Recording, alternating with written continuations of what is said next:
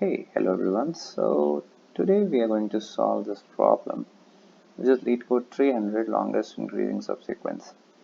So given an integer array nums, return the length of the longest strictly increasing subsequence. So this is nums array, and here the longest strictly increasing subsequence is of length 4. How it is, it starts from, there can be multiple, but we have to return whatever the longest would be, the length of that. So we have here from 2 to 3, 3 to 7, 7 to 101, or 7 to 18, whatever it can be. So in any way, the longest is 4. Here it will be 0 to 1, 1 to 2, 2 to 3. Longest is 4. Here the longest would be 1 for every 7. Alright, so longest length of the increasing subsequence which I have to return. So if I take this example and try to understand. Okay, so here I have to compare first value with the next value, whether the 9 is greater than 10. If it is, then the count will be 1. So here we will take a DP array with basically the concept we will use here is dynamic programming, and we will use DP array.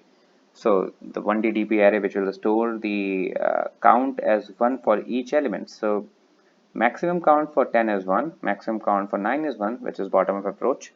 Maximum count for 2 is 1. For any individual element, the maximum count is 1. So, and we will compare this in two for loop, and we will compare this with jth value with I, and we will check whether the jth value is greater than the ith value. If it is, then we will increase the count of the jth value, and we will keep on doing so. Next time, in next for loop, outer loop, the next jth value which has been updated will be the ith value, and we will follow the same principle, and it will look something like this, where we have TP array as new int.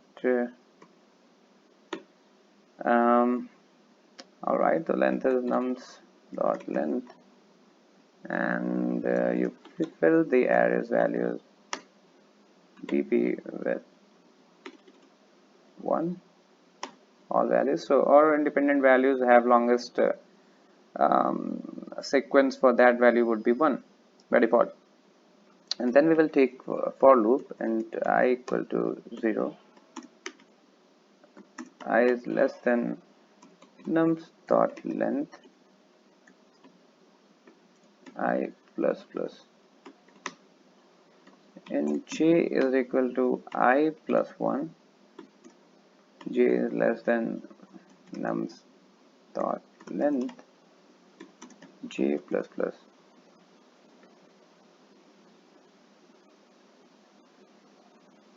For alright, these are two loops to check this, and definitely the complexity will be 1 square. And here we will put the condition. So if this basically nums of this j value, which is the next value, is greater than nums of I, which is the previous value, in that case we will say that the GP of that j value is equal to math dot max of either dp of I, or basically dp of j, which was existing value, or dp of I plus 1, whatever it will be. So either it will be dp of j, which is the previously calculated value, or if it is not, it contains 1. So either it will be 1, or it will be I plus 1 if we're increasing. So definitely it will be I plus 1 and the dp of j. And whenever it will be nums of j will be greater than nums of I, it will do this. And so the concept is that we will take this and we will compare this 10 with every element after 10. That will be the inner for loop, which is j. Then we will take this 9 as I, and we will compare with each element inside after 9, which will be for loop for j. Then we will take 2 as I, and we will compare each element with this 2. And every time we are comparing, we are increasing the count in the DP array at those particular index. Alright. And when we are increasing the count, which is DP of I plus 1, when we are increasing the count, we are also maintaining a balance with DP of j. Either that the DP of j value is already bigger than the new value which we are generating with DP of I plus 1, might be it holds the greater value. Alright. So in that condition, we also have one variable which is max len, and is equal to 0, and here max len value will be math dot max every time in every iteration. Either it is max len or it is a DP of j which we have calculated. So in every for loop inside j, it will keep on comparing and keep on storing the max value, and even inside the ith loop, which is the outer loop. And so in this case, we are not using the last index of DP array and to return that value. We are just maintaining the max length variable. This is the trick part here for using solving this using dynamic programming. And now after all these activities, I have to return max length.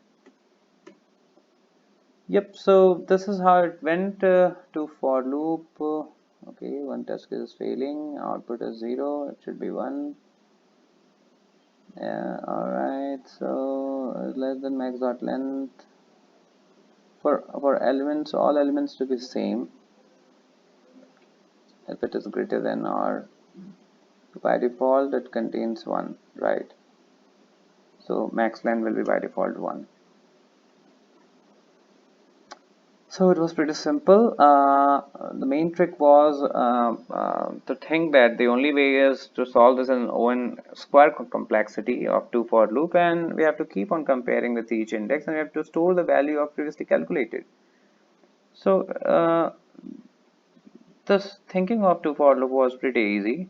Thinking of this if condition was pretty easy. The main part was this two comparison, which is almost similar to the code that we wrote in the cadence algorithm.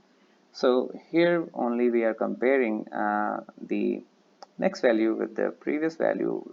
After checking the condition, we are just comparing its calculated value as well. So might be the maximum value is ith plus 1, or the maximum value is that for that is jth. So we encounter that conditions when we have already filled the array of j for certain loop, and then we encounter again. So might be the jth value is greater in comparison to ith plus 1, or might be the jth value is smaller in comparison to ith plus 1. So jth value can be smaller if it has been not greater in comparison to the previous I value. So yep, this here how it went, and this was the logic for this longest increasing subsequence as in many companies. So thank you everyone, see you in the next problem.